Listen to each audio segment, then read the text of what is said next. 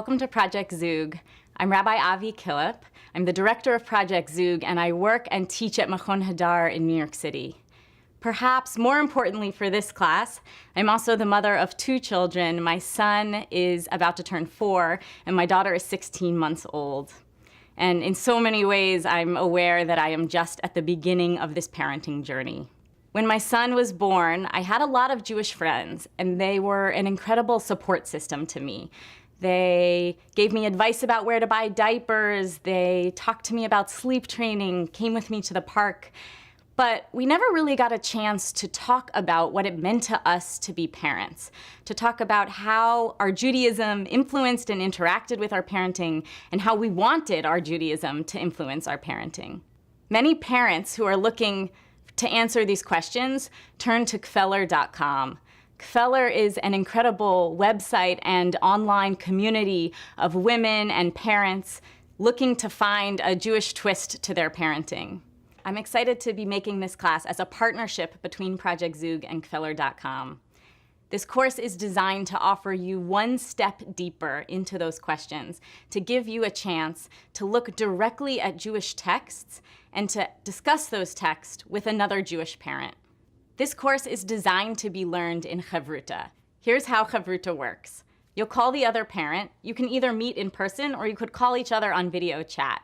Together, you'll read through texts and explore questions. I want to encourage you to take the time to read the texts out loud to each other. In addition to seeing the text, you'll get a chance to hear how they sound.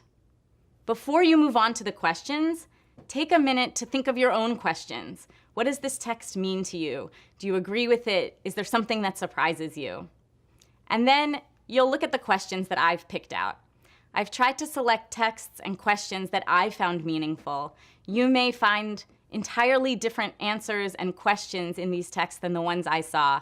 That's okay. Feel free to agree or disagree with me, with each other. Go where the conversation takes you. There is no wrong way to do Chavruta learning.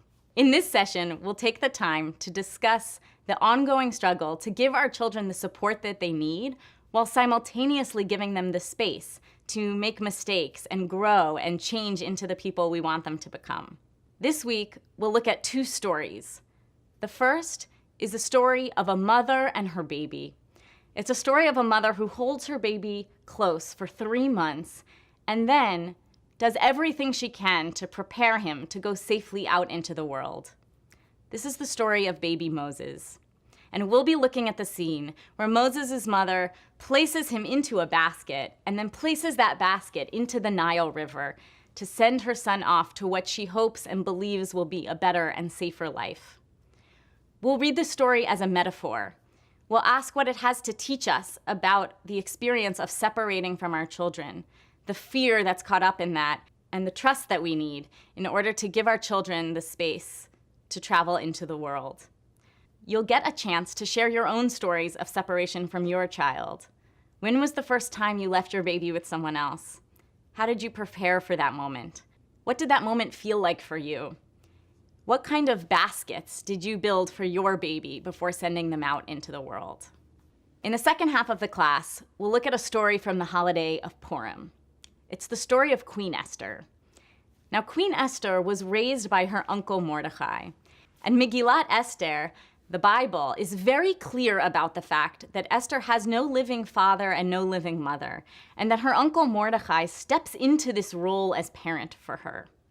This can be an incredibly affirming text for non-traditional Jewish families.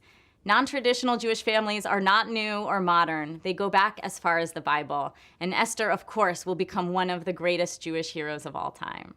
We'll be looking at a moment in the story where Mordechai is encouraging Esther to do something risky, in fact, something dangerous. He sees an opportunity for her to potentially save the entire Jewish people from a decree that the king is considering making to massacre the Jewish people. And Mordechai encourages Esther to take action in this moment, in fact, putting her life on the line. Read this text to each other and see exactly what Mordechai says, and ask yourself, what would you have said in that moment? What would you have done with your child? As our children grow, how do we know when to hold them close and when to push them to take risks? Even more than texts, this course is full of questions. You should not feel the need to have a long conversation about every question you see on the source sheet. Choose the questions that are most meaningful to you, the ones that draw you in, the ones that are most exciting or most surprising, and most of all, enjoy your learning.